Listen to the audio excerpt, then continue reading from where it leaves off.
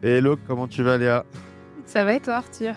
Ça va, ça va. Léa qui est bien dans le milieu de la pleine conscience, qui est vraiment engagée dans tout ça, qui a une vraie expérience dans tout ça. Et donc je me suis dit, on avait déjà eu un podcast avec André, mais là, ça serait cool d'en avoir un deuxième pour replonger un peu là-dedans.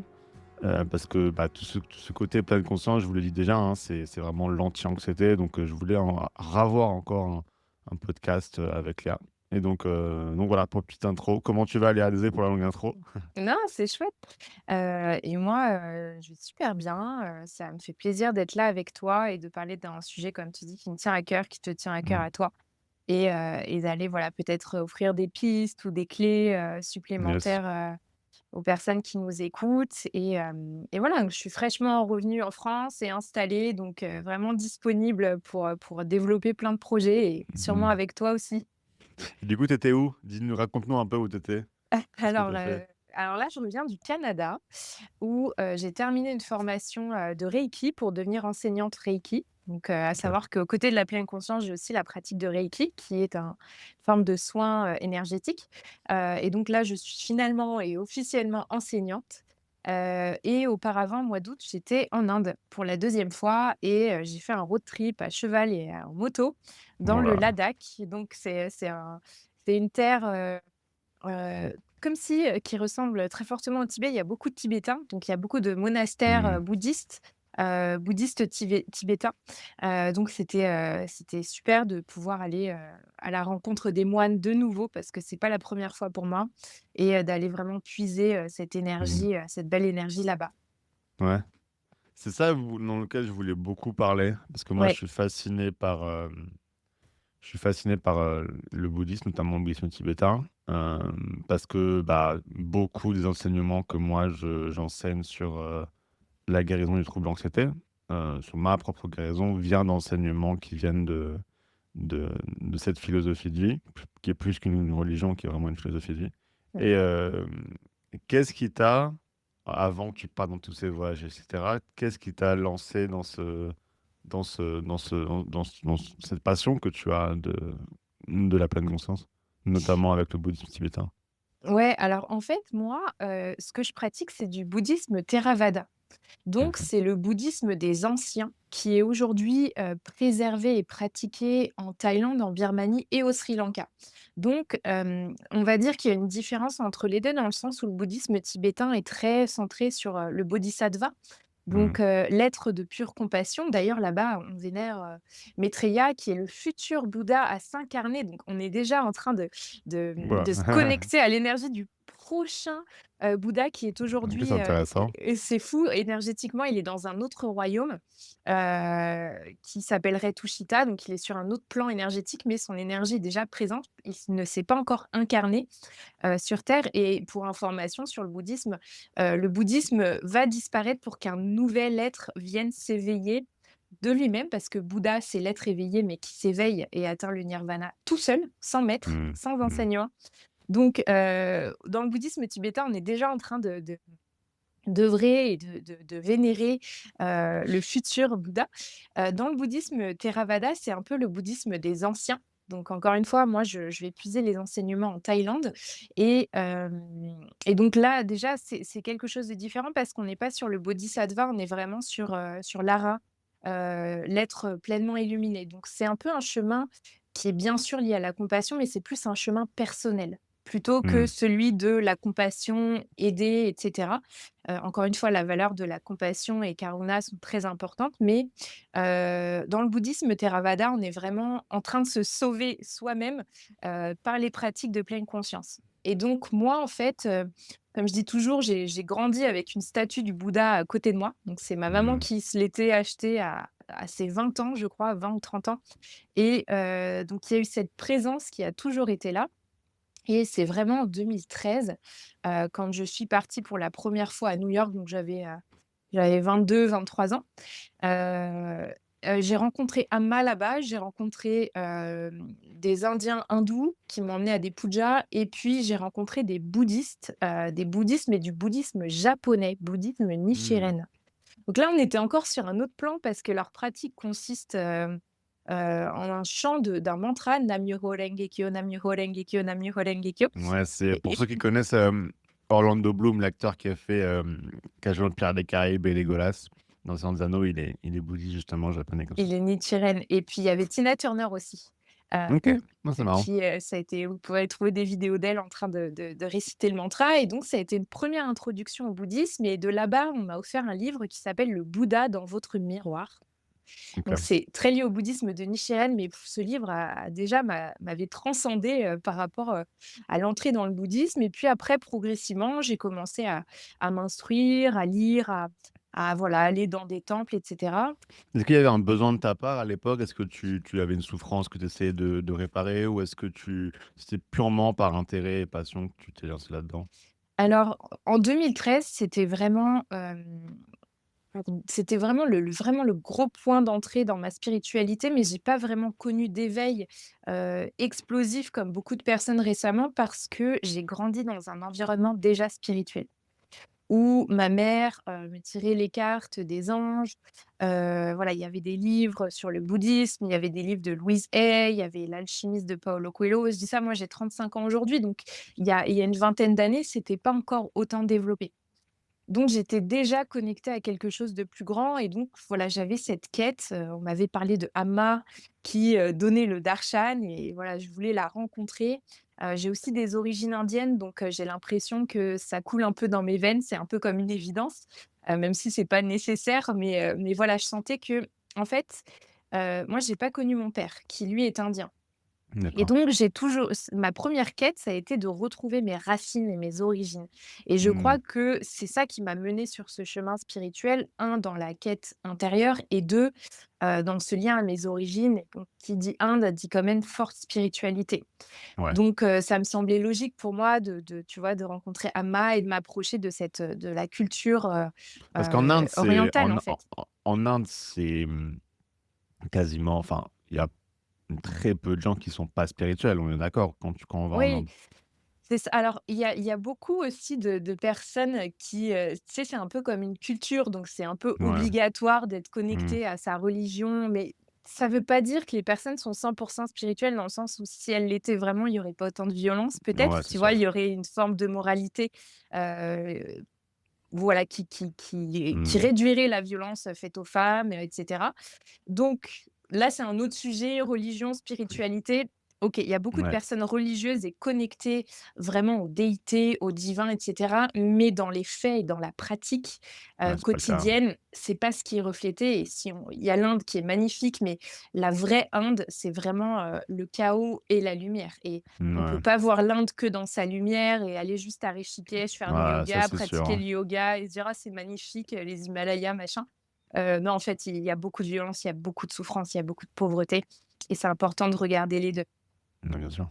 Donc voilà, il y a eu cette quête et après quand j'ai commencé à m'intéresser plus en profondeur, ce qui m'est venu en premier, c'était Vipassana. Et là, je traversais une rupture amoureuse, donc très douloureuse et une personne me dit: «Ah ben moi, je pars en retraite 10 jours en silence, méditer, ça s'appelle Vipassana». Donc à cette époque-là, je vivais au Canada et je me suis dit: «Ben, je vais m'inscrire parce que, ça m'appelle», voilà, j'en ai entendu parler, quand même, plusieurs fois et je me suis inscrite et en janvier 2020, j'ai fait une retraite de 10 jours au Canada.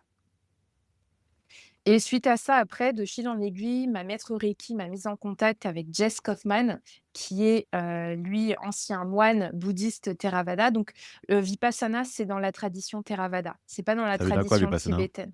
Vipassana, ça veut dire, sagesse. OK, d'accord.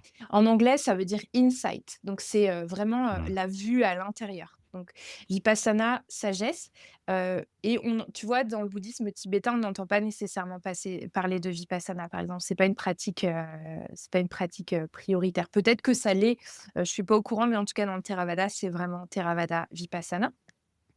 Et donc, de là, j'ai rencontré mon mentor qui, lui, était moine bouddhiste avec les moines en Thaïlande et qui m'a, enseigné, la correcte, pleine conscience.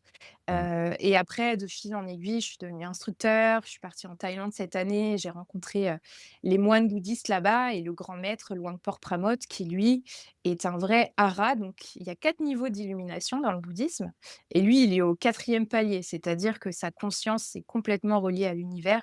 Il ne connaît plus de souffrance, ni physique, ni, mentale et il ne se réincarnera jamais en rien du tout. Il a Ouais, terminé. Il est c'est arrivé au ça bout le du bout. en gros, l'histoire du bouddhisme, c'est quoi? Donc la croyance du bouddhisme, c'est bien sûr lié à la réincarnation, donc quand on meurt, on se réincarne et en gros, le but ultime de toute personne, qui croit en bouddhisme, c'est d'échapper justement au cycle éternel de la réincarnation De les et cycles donc de samsara, ouais, de voilà, mort et de samsara renaissance. Voilà, qui est et la roue de voilà souffrance. et en gros, le bouddhisme commence du coup avec, j'ai oublié, Siddhartha, c'est le premier er le Gautama.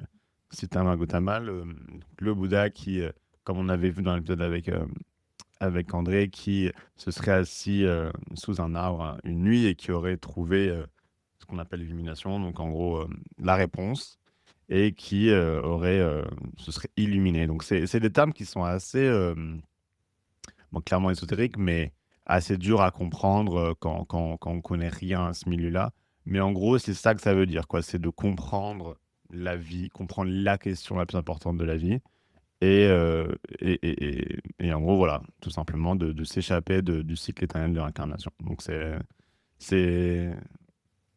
Et c'est une vraie science aussi, Arthur, je sais pas si tu es d'accord avec ça, c'est une vraie science spirituelle parce qu'après son illumination, donc le Bouddha avait 35 ans environ, mmh, il avait 35 ans d'ailleurs et il était très connecté à Mère Nature, Mother Darlie, mmh, Gaïa, qui lui a dit c'est suite à ce lien à Mère Nature qu'il a été invité à transmettre parce que je crois que lui ne souhaitait pas nécessairement transmettre et donc il aurait passé 7 jours à, repenser tout son processus et créer un vrai enseignement et quand tu mmh. regardes les enseignements, en tout cas dans le Theravada, c'est quantifié. Donc il y a les 4, nobles vérités, tu as le chemin octuple, tu as les 5 agrégats. Tu vois, le Mmh. Bouddha, il a vraiment, transmis une science. Pour moi, c'est une science spirituelle et c'est la science de toute l'humanité parce qu'il a étudié le corps et l'esprit en profondeur et il s'est rendu compte qu'en fait, on allait naître, on allait vieillir, on allait devenir malade, on allait mourir et on allait recommencer sans cesse, sans cesse, sans cesse. Et il Mmh. s'est dit: «Mais il y a pas un chemin à l'extérieur de ça?» Après, il a atteint cet état, on peut dire d'éveil, hein, si l'illumination, ça peut paraître, peut-être, trop ésotérique comme tu dis, cet état d'éveil, mais il avait cultivé toutes les perfections spirituelles, les paramitas, il y en a 10, il les avait cultivées dans des vies antérieures aussi, donc c'est pas apparu comme ça. Voilà, c'est ça le Il truc n'a aussi. pas juste médité, 3 heures et boum, c'est apparu. Il a perfectionné son esprit et son Ouais. cœur pendant des vies et lui, il était là il y a 2 500 ans, mais avant lui, il y avait une autre ère de Bouddha et il y en aura encore après. Donc ça marche par ère du Bouddha Mmh.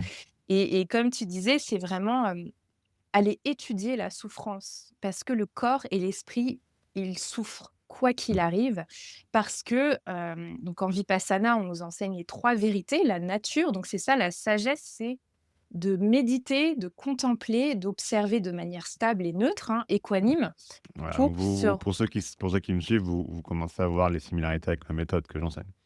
ouais, tu enseignes cette stabilité, cette neutralité Bah, intérieure, c'est la c'est la base base. de, en tout cas liée au trouble anxiété. Ouais. En gros, le trouble anxiété, tu as, 22 mécanismes que j'appelle 22 mécanismes de CCR.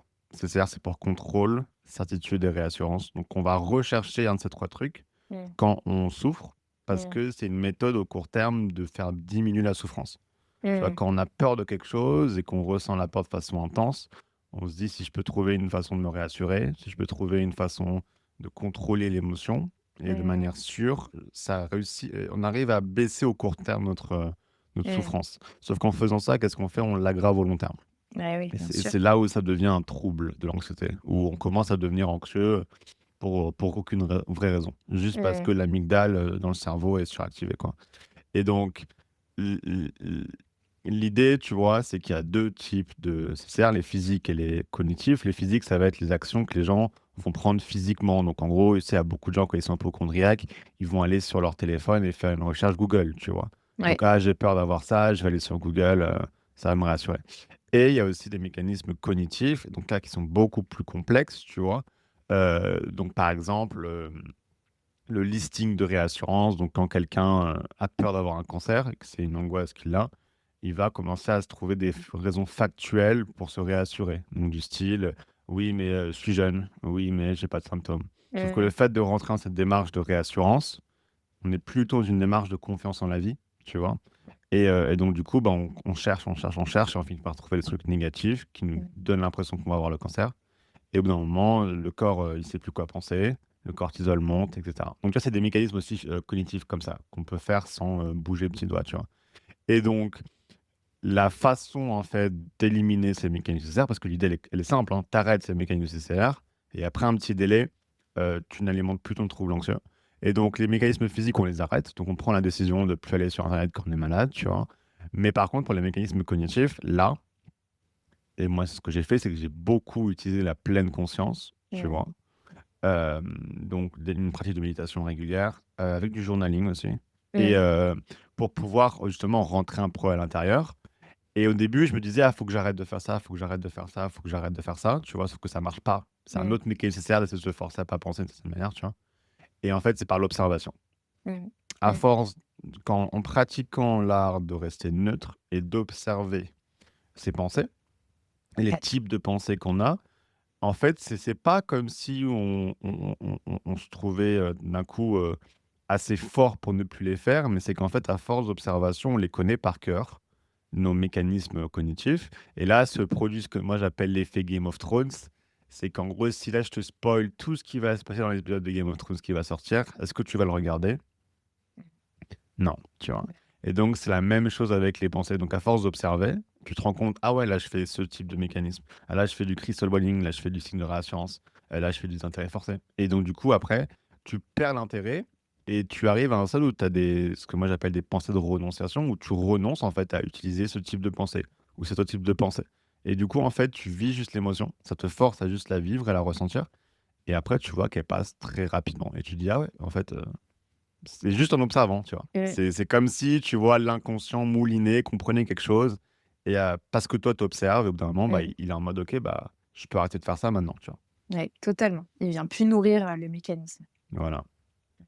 Et comme tu dis, ça s'entraîne en fait, à avoir, dans le bouddhisme, on appelle ça samadhi, c'est l'observateur stable, tu vois? Donc on s'entraîne, heu et aussi, tu vois, on parle de ces mécanismes et on croit qu'on est en contrôle, mais c'est la pire illusion parce que comme tu dis, si on était en contrôle, on pourrait dire à notre esprit tout de suite: «Arrête de faire ça, arrête de penser ça, arrête de penser comme ça, atteins l'illumination maintenant, fais Mmh. ci, fais ça». En fait, ce que nous disent les enseignements du Bouddha, c'est qu'il n'y a pas de moi, qui fait ça. C'est simplement, des phénomènes, mentaux, énergétiques qui se succèdent les uns aux autres par la loi de la cause à effet et que, en fait, on est tous, on a tous à l'intérieur cette conscience stable observatrice qui sait qu'il y a un corps, qui sait qu'il y a un esprit, mais qui n'est pas ce corps, qui n'est pas cet Mmh. esprit.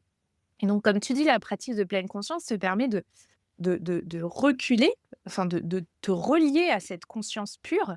plutôt que te relier à ce que te raconte ton esprit et ce que fait ton corps, mais avec cette observation, bien sûr, douce, dans la compassion et neutre, mais qui n'intervient pas et qui ne vient pas nourrir. Et de cet espace, en fait, comme tu dis, tu peux du coup rediriger ton attention vers une nouvelle croyance, vers, quelque chose, qui te sert un peu plus, quelque chose qui est plus juste et ne pas te laisser happer par ce qui se passe. Et ça, c'est exactement l'enseignement aussi, du Bouddha qui est, bah, déjà regardez, on n'est pas en contrôle, donc c'est la pire illusion de croire qu'on Ouais. est en contrôle et puis en plus, la deuxième vérité, donc quand tu regardes Vipassana, il y en a 3 donc hors de contrôle, c'est pas moi. Ensuite, il y a que le corps et l'esprit souffrent par nature et qu'on ne pourra rien y faire. Quoi qu'il arrive, on ne pourra rien y faire.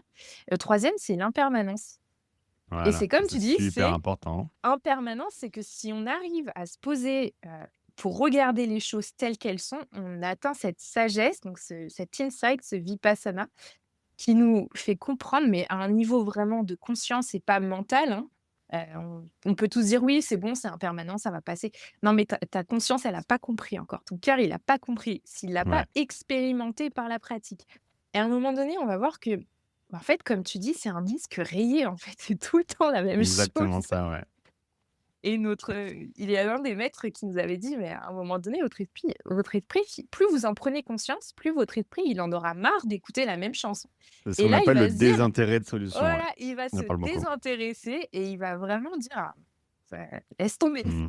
Ouais, Il va vraiment plus avoir envie et là, le phénomène va cesser de lui-même voilà. de se produire. Ça demande aussi un grand lâcher prise, hein, et Mmh. ce que je dis souvent, c'est on cultive les causes qui nous mettent en conscience, en présence de ce qui est, mais l'effet ou le phénomène qui est en train de passer, lui, il va s'arrêter à un moment donné et Et plus on ça, essaye de c'est l'arrêter, voilà. plus on souffre. Et plus on Exactement ce que essaye tu dis. de précipiter le quand ça va s'arrêter, moins ça va le faire. Et des fois, ça va durer 1 heure la souffrance, mais des fois, Ouais, ça va durer 1 semaine, 2 semaines. ouais, Et tu es en mode: «Ah, ça fait 2 semaines là, il y en a marre quoi», tu vois? ouais, Mais si tu te rends compte qu'en fait, si ça dure 2 semaines, c'est que tu essaies quelque part de retenir le truc, de le contrôler, de faire en sorte totalement. qu'il parte et tout ça. Et moi, j'ai trouvé ça fou à quel point il y a d'énormes similarités entre, bah, justement la pratique de pleine conscience et la guérison du trouble anxieux. Et Mais heu c'est une fondation, en fait. Enfin, je vois et pas, mmh, c'est pas possible sans, je pense. et moi, j'ai une théorie qui est un peu folle, hein, qui pa d'un vraiment d'un mec qui voit le bouddhisme de l'extérieur. Tu vas me dire ce que tu en penses. Pour moi, il y a un monde où c'est une théorie, hein, vraiment, tu me dis ce que tu en penses. Je veux pas être offensant ou quoi par cette théorie. En gros, donc on dit que, Siddhartha le Bouddha, lui, donc quand il est sorti du fameux palais et qu'il a découvert, la souffrance dans le monde, ça a créé un gros problème existentiel chez lui et ça l'a obsédé, il a commencé à penser qu'à ça. Moi, quand je vois la description de ce qu'a ressenti, le Bouddha, avant de s'illuminer, pour moi, je vois vraiment la description de quelqu'un qui vit un trouble anxieux, tu vois? Mmh. Et je vis notamment un je vois quelqu'un je vois vraiment quelqu'un qui vit un trouble anxieux spécifiquement, existentiel et lié à la peur de la mort et lié à trouver justement ce fameux nirvana, tu vois? Mmh. Donc j'ai un peu l'impression de voir quelqu'un qui justement a créé une obsession avec ça, donc qui s'illumine, crée une obsession avec le nirvana et trouver la solution, tu vois?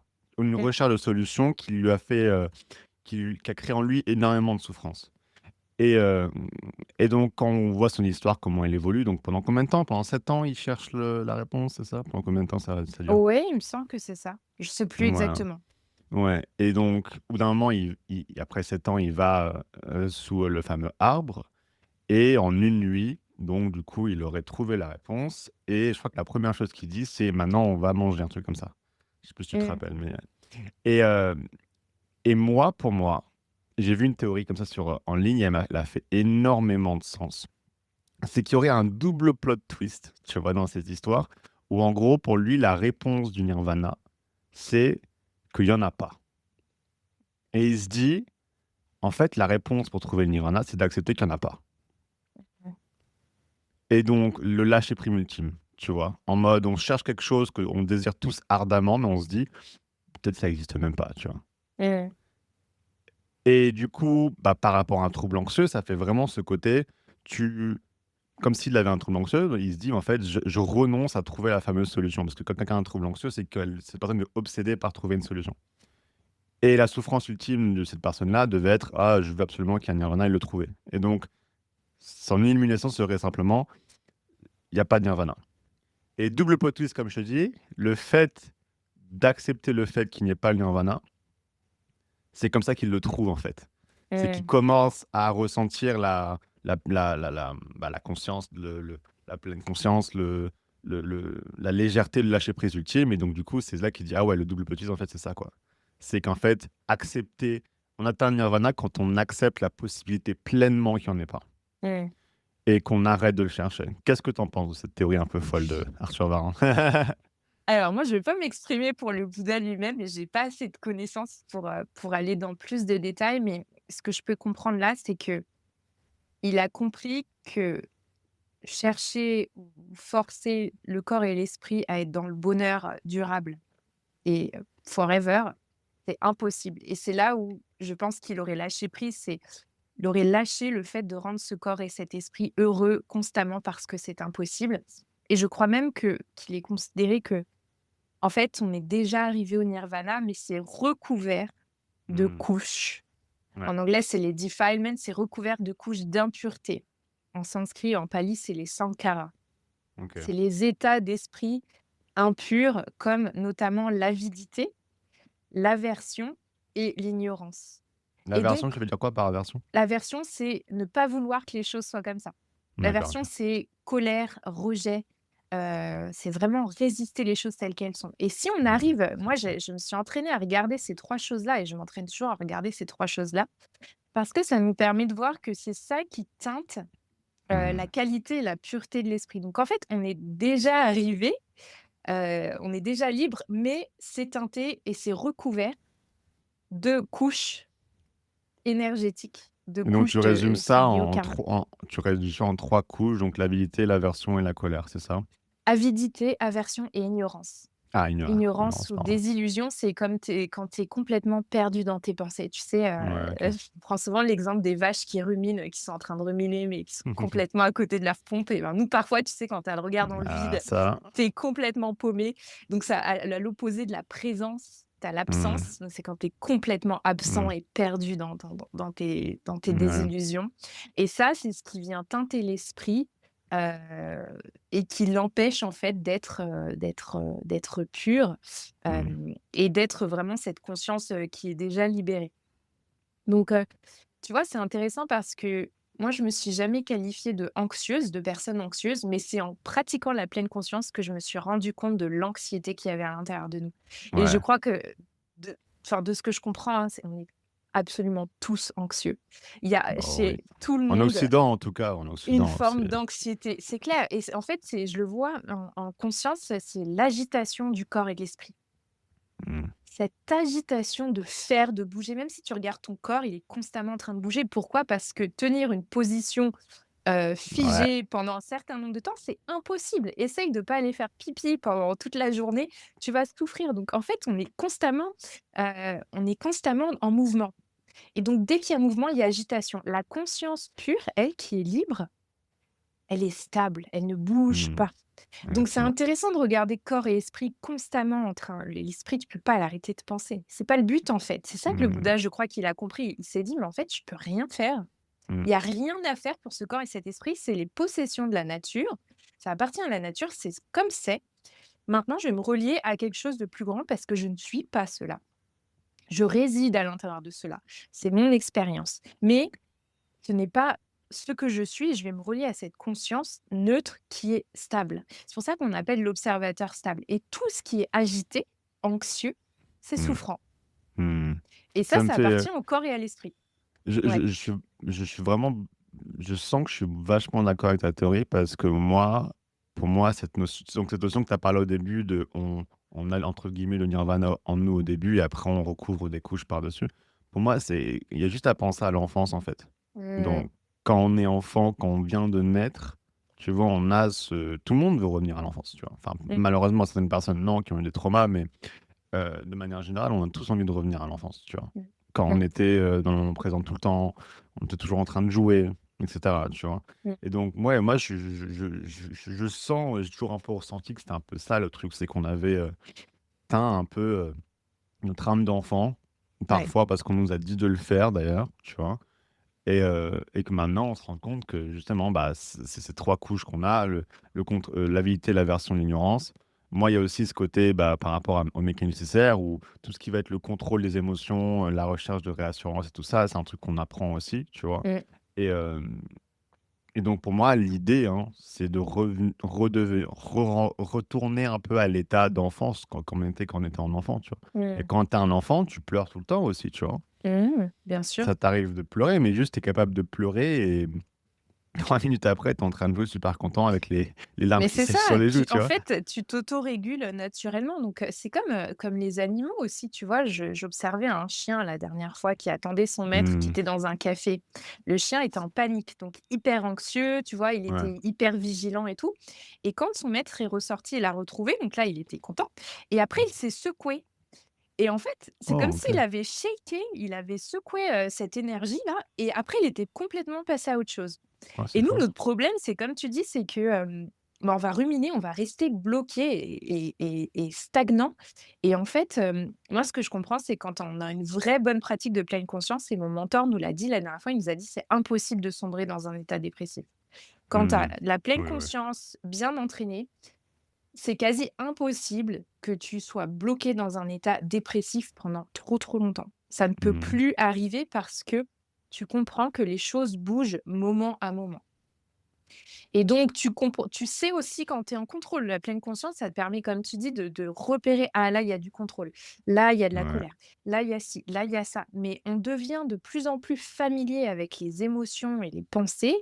On commence aussi à se rendre compte que nos pensées, elles sont illusoires, hein. Les scénarios qui Mmh. sont créés, quand tu compares le scénario créé et la réalité des choses et surtout si moi, par exemple, je suis hypersensible, je vais tirer des conclusions tout de suite. Enfin, Mmh. je dis même pas je, mon esprit va tirer des conclusions Mmh. et en repérant le mécanisme, tu te dis: «Mais ça n'a rien à voir avec ce qui se passe réellement» et c'est Mmh. là où tes pensées sont des illusions et il faut faire attention, mais là encore, c'est la pleine conscience pour moi qui permet de repérer le schéma et de se dire: «Attends, je vais laisser ça passer, ça passe tout seul et après boum, boum, boum, boum, ça déboule, ça Mmh. change, ça bouge tout le temps. On s'inquiète pour des choses, puis 3 jours après, on l'a complètement oublié. Enfin, c'est aucun sens en fait. Plus tu regardes les choses, plus tu te dis: «Mais c'est du non-sens parfois» et on Mmh. s'accroche à des choses, mais qui font aucun sens. Mmh. C'est ridicule même parfois. Ce que j'appelle les angoisses irrationnelles, c'est des Ouais. angoisses qui, en fait, n'ont aucune preuve autre que l'émotion qu'elles provoquent. Mmh, mmh, Et quand tu tombes là-dedans, quand tu tombes dans les angoisses irrationnelles, bah, c'est ce qu'on appelle un trouble anxieux. C'est tu peux avoir une peur de mais des peurs complètement absurdes, hein. Moi, mmh, des clients qui ont peur de ouais, peur d'avoir un cancer alors qu'elles ont fait 3 visites chez le spécialiste cardiaque, tout va bien, tu vois? mmh, Ça peut être des peurs, peur de vomir à n'importe quel moment, tu as des peurs vraiment où tu es en mode: «Mais ça a aucun sens», mais en fait, le simple fait d'en avoir peur et de mmh, penser qu'à ça tout le temps, c'est un cauchemar, tu vois? mmh, Et mmh, puisque c'est irrationnel, les gens se disent: «Mais puisque de toute façon cette peur elle est rattachée à rien, et bah, elle va rester tout le temps parce qu'elle est là pour aucune raison», tu vois? mmh, Et ce que tu dis par rapport au fait d'observer et de ressentir les choses, et de ressentir l'impermanence des choses, ce qui moi, pour moi, est important dans la méditation, c'est et la pleine conscience, c'est que on sait déjà, comme tu disais un peu tout à l'heure, on sait déjà que les choses passent, tu vois? mmh, mmh, Mais quand tu commences à méditer, tu le ressens. Tu vois ce que je veux exactement. dire ou pas? Totalement. C'est que c'est plus une histoire de le voir et de le savoir. C'est que tu te dis: «Ah là, je ressens comment ça se passe en fait». Je Exactement. Tu as ce sentiment où tu moi, j'ai toujours cette, analogie d'une rivière, tu vois? Dans ma Mmh, tête, qui est mes pensées et qui coule, tu vois? Et mmh, des fois, il y a un petit barrage qui se met et ça bloque et tout ça, tu vois? Et quand tu commences à méditer, tu te rends compte que plus tu as une pratique qui est régulière, donc tu vois, moi, à un moment, là où j'ai ma pratique la plus régulière, c'est quand je faisais 2 fois 20 minutes par jour, tu vois? C'était aussi là où j'étais, au pic de mon trouble anxieux, mais parallèlement, je voyais je pouvais être hyper anxieux, à 18 h et à 18 h 03 je pensais à complètement autre chose et du coup, ouais. tu t'en rends compte en mode: «Mais wesh, il s'est passé quoi là? En 3 minutes, j'étais» alors qu'avant, je me disais: «Putain, là, je suis anxieux, bah, ça va durer 1 heure, 2 heures Mmh, avant que ça passe», tu vois? mmh, Et c'est ça qui offre une libération assez folle parce qu'on dit à tout le monde: «Oui, il faut lâcher prise, ça va passer et tout». Mais quand les gens, de leur expérience, les émotions, elles mettent, 1 heure, 2 heures, 3 heures à partir, les crises d'angoisse, elles mettent 2 heures, 3 heures à se calmer, tu vois? Et elles se calment pas complètement en plus. Ils ont du mal à le croire ça, tu vois? Et ça, on peut te n'importe qui peut t'expliquer. Si tu le ressens pas toi-même et mais pour oui. moi, c'est avec la pratique de la pleine conscience que tu peux le ressentir pour la première fois. Et ben, tu vas avoir du mal à Mmh, accepter, quand moi, par exemple, je vais te dire de laisser passer, d'attendre et de patienter parce que tu vas dire, «Ouais, mais ça va rester, en fait», alors que non, quand tu comprends la pleine conscience, tu vois que tout passe, quoi. et ça passe tout seul surtout et tu vois, il y a Oui. encore une fois lâche prise, laisse aller, il y a une forme de contrôle, comme si tu étais en contrôle de cette émotion, Mmh. tu vois? Tu Mmh. étais Ah en oui, force contrôle de ça, mais complètement. non, tu ne l'es pas, tu ne l'es pas et plus tu essayes de d'interférer et ce qu'on dit, souvent avec mes mentors et ma communauté, c'est l'opposé de l'amour, c'est l'interférence parce que l'amour, ça Mmh. n'interfère pas et C'est ça. donc plus on veut interférer, plus on maintient, plus on nourrit. On met vraiment de l'huile sur le feu, quoi. On vient vraiment attiser. Mais si on peut imaginer quelqu'un qui est en colère en face de nous. Si on reste neutre, on vient pas aller nourrir la colère et la personne, éventuellement, elle va se calmer toute seule. Si on est là à répondre par la colère, et c'est là où c'est intéressant de regarder notre relation. Tu vois? C'est pas tant, la pensée, l'émotion, c'est pourquoi est-ce qu'on prend ça tant au sérieux? C'est qu'est-ce qui, en nous, est affecté? Hmm, Et c'est là où on peut aller, c'est vachement intéressant. tu vois? Et c'est là où l'observateur, neutre et stable, il est pas si évident, il s'entraîne. C'est que si on est affecté, c'est qu'il y a une forme d'avidité ou d'aversion. Donc il y a soit je veux que ça s'arrête, soit je veux pas que ce soit là, tu vois? Je Hmm. veux quelque chose de différent. Je veux vivre quelque chose de différent. Donc je suis en résistance. Ou bien je veux pas ça, je veux me débarrasser de ça, j'en ai marre de ça. Là, t'es pas neutre. Mais si tu t'entraînes et tu vois, ce que j'allais dire aussi, c'est pas seulement pratiquer quand ça va pas, mais justement pratiquer quand ça va. Comme ça, on est prêt pour accueillir le trouble anxieux quand il émerge. Et là, on a plus de capacité à s'observer de manière détachée et stable quand ça émerge, tu vois. Donc, pourquoi certaines choses vont m'affecter moi et pour une situation similaire ne va pas affecter l'autre, et pourquoi il y a plein de choses qui pourraient être graves qui ne viennent pas Hmm. m'affecter. Tu vois, donc il y a ce rapport aussi au ressenti, à l'émotion qui est à regarder. Et je dirais même, regardons plus ça que l'émotion en question, tu vois? Le contenu de la pensée, nous, on me dit toujours: «Regardez la nature des choses, mais pas leur contenu». On devient familier, mais on s'intéresse plus: «OK, alors qu'est-ce qui, en moi, est vraiment touché, affecté et souffrant par rapport à ce ressenti?» C'est ça Et que je là, trouve qui. j'ai pas la réponse, mais c'est justement inviter Non, mais chacun à pour moi, c'est une réponse à ce qu'il ne faut pas faire. Parce que moi, je trouve que, tu sais, donc on est dans une génération qui précède une génération qui, elle, avait complètement ignoré les émotions et tout ça. Et mmh, je trouve que moi, du coup, là, on est dans une génération qui commence à dire un peu l'inverse, en mode il faut écouter toutes les émotions. Qui est beaucoup mieux, évidemment, mais je trouve que ça va aussi trop dans l'excès parce que, du coup, dans l'écoute des émotions qu'on va faire, on va rentrer dans l'émotion, tu ouais, vois? ouais, Plutôt que établir une discussion avec les émotions. Pour moi, c'est pas en mode tu dois pas que ouais, écouter tes émotions, en fait. Tu dois établir une conversation avec elles. Et parce que des fois, une émotion, elle a raison, mais des fois, elle a tort, tu vois? exactement, Et ça, c'est exactement. super bizarre. Moi, quand j'ai capté ça la première fois, j'étais en mode: «Ah ouais!» Donc je peux ressentir un truc à fond et en fait, avoir complètement tort, tu vois? Mmh, Et ça, mmh, il y a plein, plein, plein, plein de gens, même la majorité, si je mmh, prends la population française, qui pour elle, penser quelque chose, ressentir quelque chose, OK. c'est que c'est vrai. Et croire que c'est vrai, ouais, Et quand je leur dis que c'est pas vrai, ils me prennent pour un fou. Ils sont en mode: «Mais ouais, non, enfin si, je ressens ça donc c'est vrai», tu vois? Et je me dis: «Waouh, le travail que tu dois faire du coup», parce que si tu vis ta vie en en pensant que ce que tes émotions te disent, c'est vrai, mais mmh. tu vas câbler quoi, tu vois? Totalement. Là, je suis d'accord avec toi, là où aujourd'hui on vient trop remuer la merde, en fait. Ouais, Tu vois, pour moi, c'est exactement. remuer de la merde et je dis toujours: «Si tu cherches, tu trouves». Donc, Ouais, tu vas avoir une souffrance, tu peux aller chercher chez l'arrière-grand-mère qui a vécu ça, aller chercher dans l'enfance chez voilà. ça. Je suis d'accord, il y a, pour des personnes pour qui c'est important d'aller chercher les causes et les expériences, et c'est important d'aller réécrire cette histoire, de débloquer le ressenti. Mais aujourd'hui, on est trop dans cette quête du pourquoi, pourquoi, pourquoi, au lieu de se dire: «Ben, là, il y a ça maintenant. Si ça émerge, c'est qu'il y a une raison que je ne contrôle pas, il y a une cause, et hem, j'ai pas nécessairement à aller, décortiquer, tout le truc. Je peux être en présence d'eux, l'accueillir telle qu'elle est, regarder mon lien et mon rapport avec. Elle va passer d'elle-même». Tu sais, c'est quoi ma théorie par rapport à ça? Et tu me dis si Ouais, tu es dis-moi? d'accord. Pour moi, c'est justement un mécanisme nécessaire qu'on nous apprend, que j'appelle le chercher à comprendre, Mmh. qui vient en fait de l'avidité émotionnelle, qui est Totalement. si je me dis, ou la thérapeute se dit, si je trouve l'origine et la cause de cette émotion-là, je peux résoudre cette cause et donc faire Ouais, en sorte qu'elle n'arrive plus jamais. ouais, et Pour après je moi, c'est la souffrirai plus. exactement. Pour moi, c'est Faux, la base de ce raisonnement-là, tu vois? faux. Ouais. Cette notion de une émotion, ça se comprend. comme on comprendrait une équation ou quoi, tu vois? Mmh. Et moi, en tant que tu vois, moi, j'ai fait ingénieur, donc j'ai fait S, donc j'ai toujours eu un esprit très scientifique, tu vois? C'est un peu ça qui a contribué, entre guillemets, à mon trouble anxieux parce que j'ai commencé à penser que les émotions, obéissaient aux mêmes lois de la physique que la logique, tu vois? Mmh. Mais j'ai compris en regardant un peu, même en me renseignant sur le cerveau et en comprenant qu'il y avait 2 parties du cerveau, la partie logique et la partie intuitive, tu vois? Donc la partie logique qui recalcule à chaque fois, en gros, et la partie intuitive qui sait. Tu sais que tu t'appelles Léa, moi je sais que je m'appelle Arthur, tu vois? Et qu'en fait, il y avait 2 parties du cerveau qui fonctionnaient complètement différemment, tu vois? Mmh. Et en fait, je me suis rendu compte qu'un trouble anxieux, c'est ce que tu essayes de traiter des choses qui devraient être traitées par l'intuition, par la logique, tu vois? Mmh. Dont les émotions.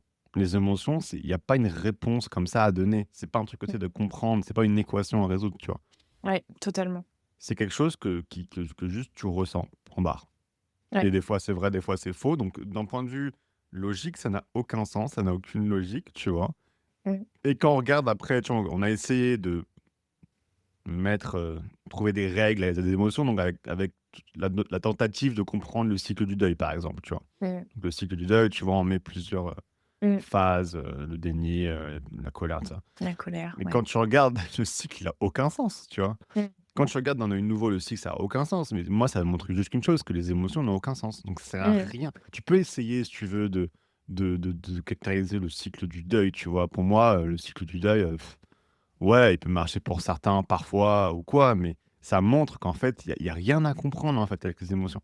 Genre, c'est Mmh. trop complexe et surtout que ça sert à rien.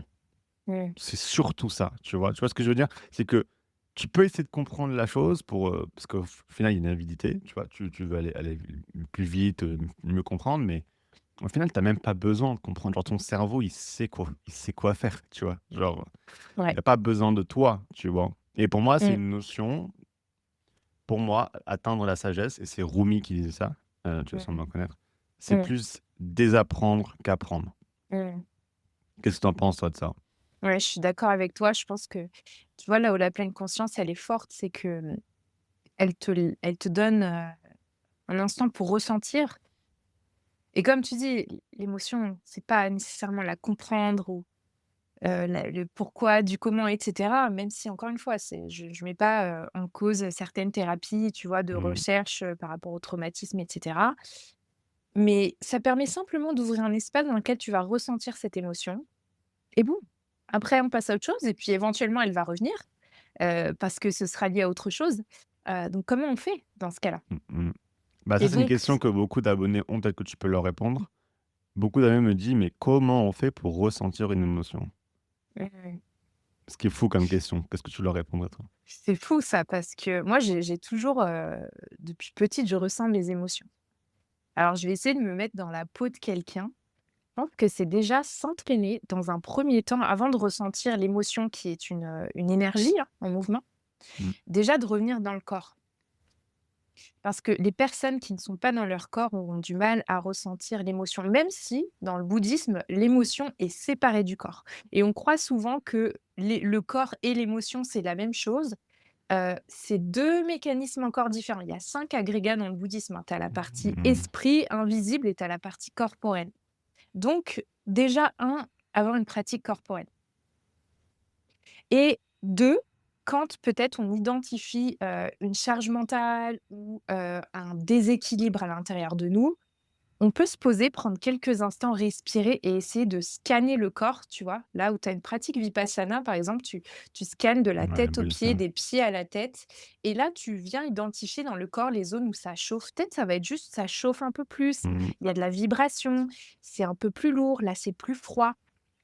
Et là, tu vas commencer à ressentir des énergies qui ne sont pas liées au corps physique, mais qui peuvent venir s'encoder dans le corps si elles ne sont pas repérées.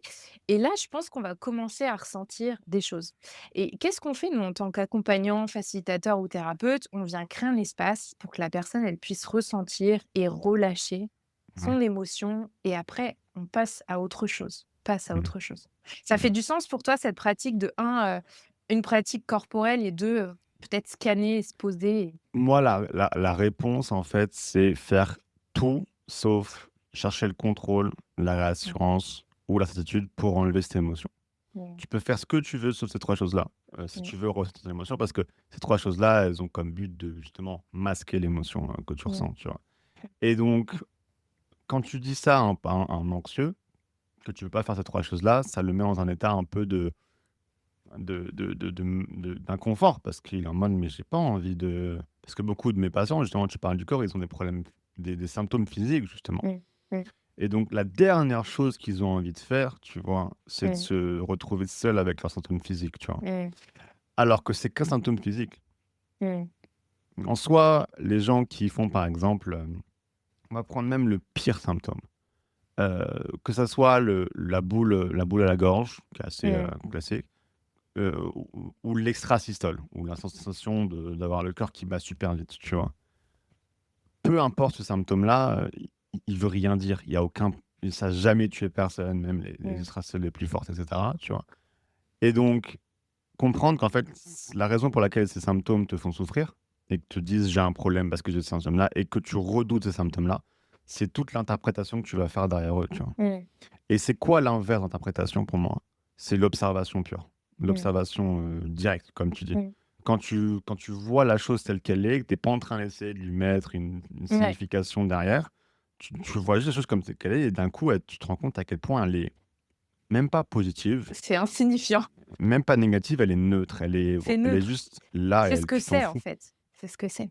Ouais et pour moi, ça, c'est un truc que tu commences justement moi, j'ai commencé l'une de mes premières méditations, je les ai commencées avec des body scan meditation, donc exactement ça, tu Ouais. tu scannes ton corps et tu remarques des choses dans ton corps et mais justement, tu fais quelque chose que tu redoutes faire parce que tu dis: «Ah mais si je commence à faire ça, je vais commencer à y penser et tout ça». Sauf que le fait de commencer à observer, tu te rends compte: «Ah ouais, en fait, bah, volontairement, je regarde ça et en fait, ça m'affecte plus trop parce que juste j'observe et je vois que c'est juste Ouais. ça», tu vois? Et en fait, j'ai commencé à capter avec, ce genre d'exercice et après j'ai étendu cette notion à tout dans ma vie, tu vois? Mmh. Et notamment les symptômes plus cognitifs, tu vois? Mmh. Donc quand je sens que j'ai la tête qui va à 1000 à l'heure et cetera, je me rendais compte aussi, bah, c'est juste ça, c'est juste que je suis, et donc du coup, ça m'a permis de retirer toute cette couche interprétative. Donc pour donner un exemple très précis, je suis anxieux, je peux être Mmh. anxieux. Ah, ça veut dire que j'ai un trouble anxieux, tu vois? Mmh. C'est Mmh. le cas pour beaucoup, beaucoup de gens qui ont un trouble Mmh. anxieux. Dès qu'ils ont alors qu'un trouble anxieux, c'est seulement quand l'anxiété arrive à un stade où tu as des symptômes, tu vois? Mmh. L'anxiété, tout le monde en a. C'est comme si je te dis, Ouais, je vais te totalement. guérir de la fatigue, tu vois? Ça n'existe pas. Mais quand tu as un trouble anxieux et que tu éprouves de l'anxiété, puisque tu as été un peu traumatisé par ton trouble anxieux, les symptômes que tu as eus, et ben, tu te dis: «Non, non, pas cette émotion-là». Les autres, ça va, tu vois? La colère, ça va, la tristesse, ça va, mais pas l'anxiété, je veux pas ça, tu vois? Et tu commences à passer l'interprétation qui est: «Ah beh, si j» parce qu'en fait, je me dis: «Je veux pas ressentir cette émotion-là parce que je me dis que si je l'ai, j'ai un trouble anxieux ou je Mmh. recule dans ma guérison» et cetera, tu vois? Mmh. Et donc pour moi, une pratique comme ça, de méditation, de pleine conscience basée sur l'observation, c'est ton outil le plus efficace pour Ouais. retirer toute la couche d'interprétation qu'il y a par-dessus. Et parce que tu vas en tout cas moi, c'est ce qui s'est passé, c'est que tu te places en position, comme tu dis, tu te crées un espace pour ressentir, tu Mmh. ressens. Évidemment, tu déclenches cette interprétation qui va par-dessus. Elle se déclenche, tu vois? Tu es pas dans Elle un se calme déclenche. parfait en mode, «Oui, tout va bien» et cetera. Tu la déclenches, mais en fait, tu la vois.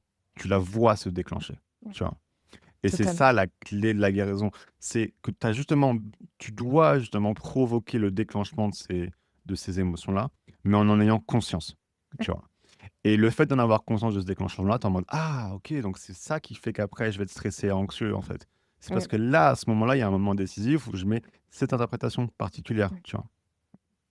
Et c'est ça qui est en fait un peu le moteur principal. Tu vois, moi, quand j'ai gagné un trouble anxieux, c'était vraiment la pratique de méditation avec le journaling après. J'avais une technique. Tu Mmh. fais du journaling aussi ou pas, toi? Depuis que j'ai C'est 12 ans, j'écris tous les jours. voilà. Donc j'ai des milliers de carnets, j'écris absolu un peu moins, en ce moment, mais j'ai écrit ce matin et c'est mes 2 pratiques, préférées. Enfin, c'est Mmh. mes voilà, c'est je trouve que c'est très thérapeutique, que ça te met face à toi-même, que ça te permet de libérer plein, plein de choses, de Ouais. clarifier, de même remettre tes objectifs.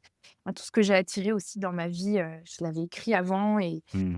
et voilà, mais juste pour revenir, tu vois, à ce que tu disais, ça demande vraiment du courage, en fait. Exactement. Mmh. Tu vois? Parce que est-ce qu'on veut vraiment aller mieux? Parce qu'il y a plein de gens qui veulent aller mieux, mais qui veulent pas vraiment aller mieux. Parce que Ouais, il y a pas de jugement là-dedans, ça fait mal au début, tu vois? C'est normal, c'est peut-être pas que ça fait mal, mais c'est inconfortable au début, mais une fois qu'on a passé l'inconfort, ça devient vraiment une pratique, de s'auto-guérir et on peut vraiment s'auto-guérir et moi, la dernière fois, pareil, j'avais un surplus d'émotions. Je suis restée bloquée quasi toute ouais, une journée dans mon truc et je me suis dit: «Ça suffit. Si tu es bloquée, c'est que, tu résistes». Ou que voilà. tu nourris.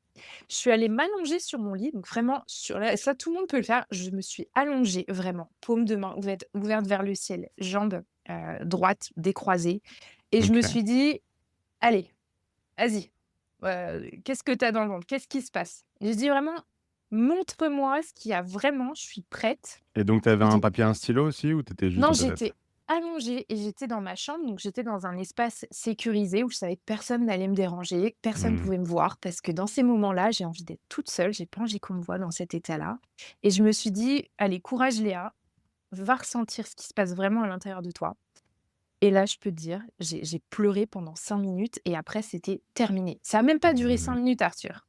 C'est-à-dire j'ai passé toute une journée à résister et j'ai vraiment vu le truc, je me suis dit: «Bon, ça suffit, on va sortir de là» et le seul moyen pour sortir, c'était d'aller faire face, De vraiment de foncer presque dans le de problème, ouais. foncer dedans et Mmh. ça demande du courage.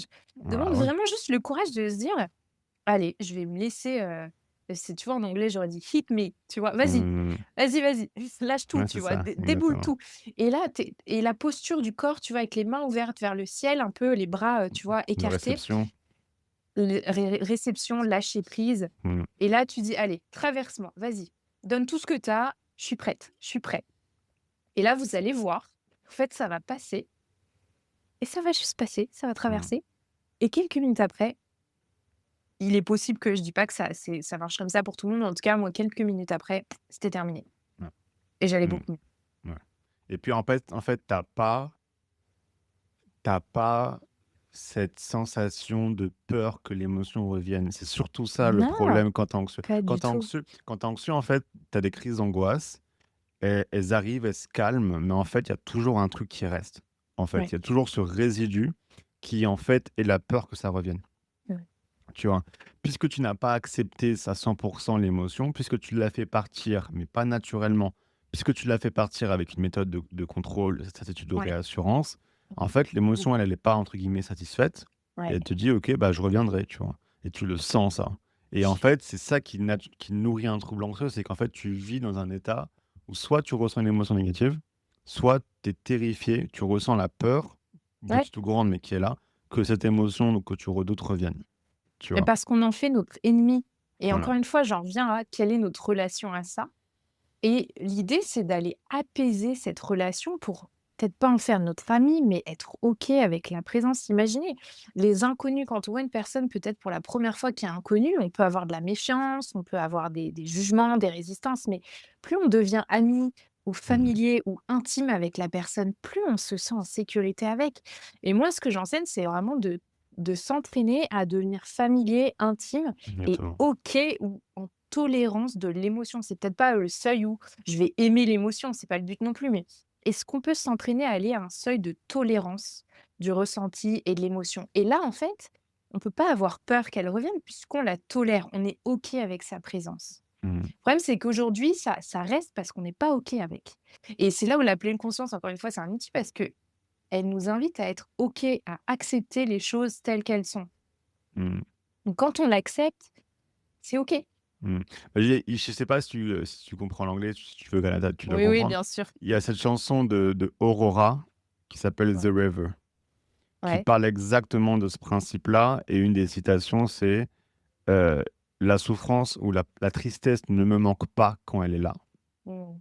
et ce sentiment me fait sourire», tu vois? Mmh. Et Mmh. pour moi, c'est exactement ce en fait, Aura, elle est connue, elle a fait une chanson qui a vraiment explosé pendant l'ère TikTok et du coup, maintenant elle est hyper connue. Mais pour moi, cette fille-là, elle est connue, elle a réussi à, en fait, par son intelligence émotionnelle, exploser dans le monde de la musique parce que Mmh. toutes ses paroles parlent vraiment aux gens et elle a une chanson entière qui est liée à ça, qui est liée à l'idée que, de laisser tes émotions vivre comme une rivière, quoi et une rivière qui est torrentiel des fois, tu vois? Ouais, Mais exactement, mais que la clé, c'est vraiment de laisser la rivière couler et quand tu laisses la rivière couler, tu c'est comme ça que tu guéris de cette peur de retrouver une émotion que tu n'aimes pas. C'est qu'en fait, tu te dis: absolument. «Bah, va juste couler, en fait, c'est pas un Parce que problème». tu l'as Ouais, expérimenté voilà, pleinement une directement. fois, voilà, sans la fuir. Exactement, et donc tu l'as fait une fois, tu peux le refaire, Mmh. et c'est comme ce navire, sur un océan, hyper agité pendant une tempête. Est-ce que le navire va essayer d'arrêter la tempête? Non, il accepte qu'il y ait une tempête. Par contre, il s'équipe pour être solide et tenir le coup. C'est ça, ouais.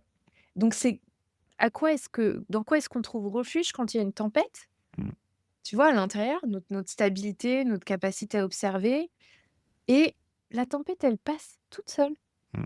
On n'a pas cherché à tu peux pas contrôler la tempête, tu Et ne peux pas. pour moi, justement, le problème des gens, c'est qu'ils veulent espérer une mer plate et donc ils se Ouais, créent un exactement, bateau tout le qui est une temps. petite barge et qui Exactement. résiste et C'est dès qu'il pas y a une équipé tempête, pour la voilà. tempête, Et n'est dès pas qu'il y a une équipé. tempête, bah, le bateau, il échoue, tu te retrouves sur la mer et tu dois te C'est recréer un ça, nouveau bateau, tu vois? Et pour moi, l'idée, c'est vraiment se construire un bateau résistant, quoi. exactement, et s'équiper, voilà, comme tu dis, solidité, paré, équipé, abondant à l'intérieur. Moi, Mmh. je prenais souvent cette image, au début, de vraiment de chacun à son radeau, et puis, est-ce que tu as quoi? 2 petites pommes dessus ou c'est abondant? Est-ce que tu peux recevoir tes amis sur ton bateau? Comment ça traverse, ou est-ce que, toi, tu vas vivre sur le bateau de quelqu'un, du coup, tu as plus ton bateau et quand tu te retrouves à l'eau, tu as pas ton bateau, tu vois?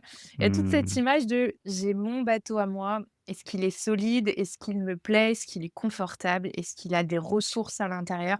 Et je crois que le travail que tu fais et que je fais aussi, c'est vraiment, d'aider chacun à s'équiper, à solidifier son navire Ouais. pour qu'il puisse traverser toutes les épreuves de la vie, parce que Dieu sait qu'il y en aura, en fait, et encore une fois, cette spiritualité de positivisme, tout va bien, tout est beau, tout est rose. Moi, je suis pas d'accord avec ça, et Ouais. c'est pas ce que je cherche. Je cherche pas ce bonheur, H24, je cherche la vérité et l'authenticité, et vraiment être équipé parce qu'il y en aura encore des souffrances, Mmh. il y aura encore des douleurs, des pertes, des deuils à faire. Comment est-ce qu'on s'équipe avec des bons outils Mais je me rappelle, pour moi, quand naviguer? j'avais mon trouble anxieux et qu'on me disait ça, j'avais du mal à l'accepter. Je pense que beaucoup de gens qui vont Ouais, nous écouter vont avoir le même sentiment parce qu'en fait, j'avais pas pris conscience, je l'ai pris conscience que plus tard, qu'en vérité, quand tu es en majorité du temps neutre, que tu as des émotions positives souvent et des émotions négatives qui arrivent parfois, c'est beaucoup plus facile à rester cette réalité que la réalité de bah, tu as toujours des émotions négatives et tu dois toujours les accepter, quoi. Tu mmh, vois? Et donc, il y mmh, a aussi ce côté de avoir confiance au processus, tu vois? Et de ouais, savoir qu'au bout d'un moment, c'est pas que tu vas toujours être heureux, c'est que tu vas atteindre un stade où tu seras, la plupart du temps, tu seras neutre, en fait. mmh, Tu seras juste tes émotions, elles sont là, mais tu seras pas en train de les juger ou quoi. Et des fois, ouais, il y aura un événement négatif marquant. Des fois, il y aura un événement positif marquant, tu vois? Mais la plupart du temps, tu seras neutre. Et qu'est-ce que j'adore le neutre, moi, Léa. mais Le Arthur, neutre, le neutre, c'est la paix, en fait. c'est exactement, c'est encore mieux. Des fois, même il y a Mais trop c'est de mieux d'être en positif, paix qu'être heureux, ouais. ouais, ouais, Mais vraiment dans le bouddhisme, ils disent, quand tu es heureux, tu es agité parce que tu veux rester heureux, donc ça crée de exactement. l'avidité. Quand tu es en paix, tu es en paix, et pour moi, comme tu dis, la neutralité, la stabilité, c'est la paix, et la paix, c'est pour moi, c'est l'état d'être ultime, en fait. C'est quoi le nirvana? C'est la paix ultime, tu vois? Mmh, mmh. Donc Et je suis totalement d'accord avec toi. et pour moi, ça a même devenu un centre d'intérêt pour moi dans les activités que je vais choisir, tu vois? Je préfère des activités, tu vois, où je suis tranquille, neutre, Ouais, tu vois? Plutôt qu'avant, j'étais en mode: «Il faut sortir, tu ouais. vois, se mettre une murge, se taper des grosses barres et tout ça». Et maintenant, je t'avoue que je préfère juste une journée posée, tu vois? Faire une activité, moi, j'ai une passion en ce moment, c'est que je peins des petites figurines, tu vois? Donc Oh, chouette! l'activité la plus, tu vois, en termes de stimulus, tu vois, c'est pas non plus un truc de fou, mais c'est Ouais, relaxant, tu vois? Et je ouais. kiffe ça, tu vois? Tu mets une petite cigarette à côté, tu es juste calme, tu es Eh oui. posé, tu es trop bien.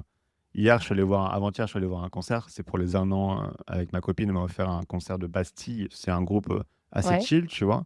ouais. Je sais pas si tu connais et sur scène, c'était archi chill, ils étaient, 5 chanteurs avec des petites guitares et tout. C'était posé et j'ai passé même un bien meilleur moment Mmh. que, le concert de Bring Me que j'avais fait la dernière fois où là, c'était vraiment full intense et tout ça, tu vois? Et donc j'aime bien les 2, mais je t'avoue qu'avec le temps, je suis de plus en plus attiré par des activités qui promeuvent, ce calme. Je sais pas ce que tu en penses, toi? Moi, je suis d'accord avec toi. Avant, déjà, il y avait les addictions, il y avait l'alcool. Mmh. et je cherchais vraiment l'extraordinaire. Je cherchais à vivre des choses, insolites, mémorables, extraordinaires. Puis tu te rends compte à un moment donné que en fait, tu deviens même neutre à ça parce que ça te fait plus Ouais. rien, c'est cette adaptation hédonique. Donc, plus tu en veux, plus tu vas t'adapter à ce que tu as, puis après tu voudras plus. En fait, c'était un puits sans fond Mmh. et quand j'ai réalisé qu'en fait, ce que je cherchais vraiment, c'était pas ce bonheur ou ces pics d'adrénaline, tu vois, de joie et cetera et que je cherchais la paix, je commençais à trouver le confort et vraiment, Le le confort, ouais. bonheur justement d'un espace de paix. Je trouve le bonheur dans les choses simples, dans les Mmh. choses basiques, et on en revient toujours à l'essentiel et je parle beaucoup d'essentialisme parce que, si on cherche tant à ressentir, c'est qu'on cherche à tu vois, je pourrais parler d'inflation et de déflation. Si on est dans OK. l'inflation de quelque chose, c'est qu'il y a autre chose qui est en déflation. Donc, si on cherche Mmh. trop d'extraordinaire, trop d'intensité, c'est qu'il y a quelque chose qui en manque à l'intérieur. Tu vois, on Mmh. vient chercher une compensation et je pense que Et moi, je pense avec qu'on la crée toutes nos aussi, cette pratiques compensation. Moi, je pense que si on aussi, fait une recherche de l'extraordinaire, on crée ce manque après ouais, derrière, tu vois? aussi, bien sûr. Et c'est en calmant notre stimulation, moi, pour moi, l'exemple parfait, c'est le scrolling sur le téléphone. Mmh. Mmh. C'est l'exemple le plus, qui parlera le plus aux gens. Je ne suis jamais aussi heureux que quand j'arrête de scroller. Ouais. Mmh. Genre ça m'est arrivé avant que je lance TikTok et que ça explose et que j'ai besoin de mon téléphone. Mmh. J'avais fait une bonne année, tu vois, sans scrolling, mais Mmh. c'est là où j'ai repris des hobbies comme cette fameuse peinture des figurines, des hobbies que j'avais pas depuis l'enfance, tu vois? Ah oui. Et je remarquais en fait cet émerveillement pour la vie, tu vois? En mode, la vie a plein de trucs cool, tu vois? Mmh. Genre et c'est un truc que je me pose encore aujourd'hui, tu vois? Je vois des proches qui vont vouloir aller justement, bah, sont souvent c'est aller prendre de l'alcool, ils sont toujours sur leur téléphone, donc il y a vraiment cette stimulation constante, tu vois? Ouais. Et du coup, ils font que ça, ils font que soit aller en soirée, soit scroller sur leur téléphone toute la journée, soit travailler, tu vois? Mmh. Et moi, je remarque à côté que je commence à prendre de l'intérêt pour des choses. Tu vois, en ce moment, moi, j'ai un intérêt pour la calisthénie. Donc, en gros, c'est du sport au poids du corps pour faire des figures assez complexes. Et je trouve ça trop cool. Donc, je me dis, mais la vie, elle est trop bien. J'ai une Mmh. reconnaissance pour la vie de Mmh. l'existence de la calisthénie. J'ai une reconnaissance pour la vie de l'existence de la peinture, tu vois. Et genre, ça te donne une vision de la vie tellement plus positive. Tout Mmh. ça parce que j'ai pris une décision toute bête qui est d'arrêter de scroller. Ouais. D'arrêter d'épuiser mes réserves de dopamine tous les jours avec des choses qui m'intéressent pas, tu vois? Mmh mh. Que je fais juste pourquoi? Parce que pourquoi les gens scrollent? Pour masquer du stress, tu vois? Pour masquer un Totalement, ennui, pour fuir l'ennui. C'est pour totalement. ça que les gens scrollent. C'est pas par passion que les gens scrollent. C'est pas en Et mode non. je dis: «Ah, j'ai hâte de 18 heures et de scroller». Non, tu sais pas en fait, c'est fait exprès, tu vois? Et donc cette simple décision et j'essaie de convaincre tout le monde, mais c'est dur parce que c'est tellement ancré dans la société. Cette simple décision, pour moi, c'est vraiment la meilleure analogie que je peux faire, c'est ça a recolorié la vie pour moi, tu vois? Ouais, c'est beau et comme tu dis, tu vois, on évite, ces moments de vide Mmh. et moi, je dis toujours le vide, en fait, c'est un plein d'espace pour laisser entrer des intuitions, des inspirations, de la guérison et c'est pour ça que j'organise des retraites en silence.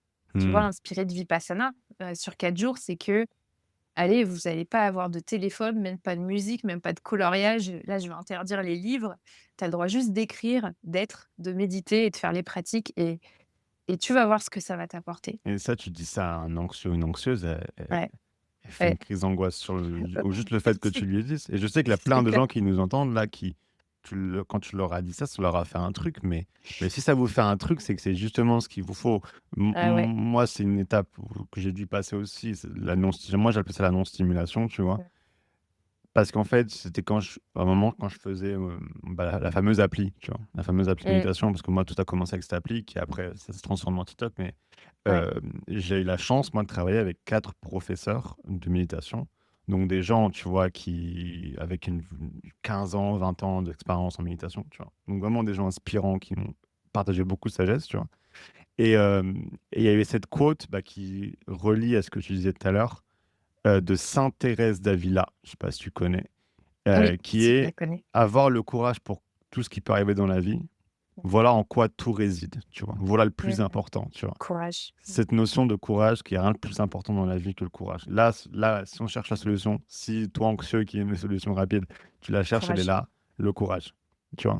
Et donc tu te dis: «OK, bah, là, en tant qu'anxieux, c'est quoi la chose la plus courageuse que je pourrais faire?» Ouais, Rien, pratiquement, juste littéralement rien, tu vois? C'est plus ça grand la acte chose. de courage, c'est rien, ouais. Voilà. Et donc du coup, j'ai commencé à quand je c'était encore à l'époque où je guérissais, tu vois? À me dire: «Vas-y, je vais arrêter de scroller, je vais arrêter de me stimuler par des trucs inutiles», hem et me confronter un peu à mon stress et à mon anxiété. Et puis le fait de faire ça, tu vois? C'est là où je commence à bien avancer parce que quand tu fais rien, tu observes. Et quand Mmh, tu observes, tu démystifies tout et mmh, tu provoques tous ces fameux, effets Game of Thrones, comme je dirais tout à l'heure, ces pensées de renonciation aux mécanismes de ces cercles cognitifs et tout ça, tu vois? mmh. Et donc je pense que ouais, ce sera un peu peut-être le mot de la fin pour moi, le courage. Penchez-vous là-dessus cette semaine. Donc pendant la semaine, là, réfléchissez, vous dites-vous: «OK, je vais essayer de faire une semaine courageuse et me dire quelle est la chose la plus courageuse que je pourrais faire et essayer de faire ça». Et vous vous rendrez compte notamment, bah, qu'il y aura les effets thérapeutiques sur le symptôme de l'anxiété, comme j'ai expliqué plein de fois, mais c'est surtout en termes de confiance en vous, quoi. Tu te sens invincible après. Tu te Mmh. dis: «Mais il y a rien qui me fait peur», et pour moi, c'est ça la vraie guérison parce que ça ouvre ce que j'appelle, moi, la liberté émotionnelle, Léa. C'est la capacité de ressentir n'importe quelle émotion, qu'elle Ouais. soit positive, négative, intense ou pas, sans la psychiatriser. Mmh. Ouais. Et parce que pour moi, le problème de la société occidentale et ce qui crée autant de troubles anxieux, c'est qu'on psychiatrise les choses, Mmh. Totalement. tu vois? Et c'est la dépression, par exemple, on psychiatrise la dépression, Ouais. tu vois? Ouais. Et des fois, et moi, ça m'arrive et pour le coup, j'ai pas trop de mal avec la dépression. Des fois, je suis déprimé une soirée, tu vois? Ouais. Ouais, Et mais moi, j'ai ça m'arrive aussi aucun des problème petits avec ça. temps, de down. C'est Voilà, OK. j'ai C'est OK. aucun problème avec ça. Genre, je suis pas en train de me juger, de me dire: «Ah, peut-être que j'ai un Mais non. problème ou quoi». Et puis en général, ça va durer, moi, ça dure pas longtemps, tu vois? Ça va durer, 1 ou 2 heures, tu vois? Ouais. Et après, je suis juste trop bien, quoi. Je suis en mode: «OK, Mmh. C'est s'il y passé. avait comme s'il y avait une fonction à la déprime». Comme si quand tu étais en état de déprime, il se passait quelque chose dans ton cerveau, Ouais. émotionnellement, où les choses se remettaient en place, où, un processus est en train d'être accompli, tu vois? Ça, on n'y pense jamais. Ouais, je suis d'accord avec toi. On voit jamais les choses comme ça, tu vois? On voit jamais le principe de dépression comme un mécanisme actif du cerveau qui fait quelque chose, qui est en train de guérir quelque chose, tu vois? Et genre, puisqu'on n'aura jamais la réponse scientifique, enfin peut-être que si, on l'aura, tu vois? Mais puisqu'on n'a pas cette certitude, encore une fois, et ben, on s'imagine que c'est un problème, qu'il faut la masquer, qu'il faut faire quelque chose. Alors que peut-être que justement, le fait de déprimer, c'est utile, c'est nécessaire, tu en as besoin et ça provoque quelque chose qui est bien pour toi, tu vois? Et donc, rappelez-vous, en plus de cette notion de courage, que votre objectif, c'est pas les highs, c'est pas arriver à un bonheur tout le temps et à éviter la souffrance. C'est la fameuse liberté émotionnelle. C'est cette capacité de ressentir tout et n'importe quoi, sans vous dire que vous êtes fou, sans vous dire qu'il y a un problème. Ça peut être les symptômes les plus effrayants au monde, même si c'est des symptômes physiques. Atteignez cette notion, explorez cette notion de liberté émotionnelle, de pas psychiatriser tout ce que vous avez et que vous avez pas et que ça n'a rien à voir avec votre trouble anxieux aussi, parce que de toute façon votre trouble anxieux c'est une ignorance, tu vois. Que arrêtez de vous dire ah je suis anxieux, j'ai un trouble anxieux. Ah je suis en colère, ça va revenir après.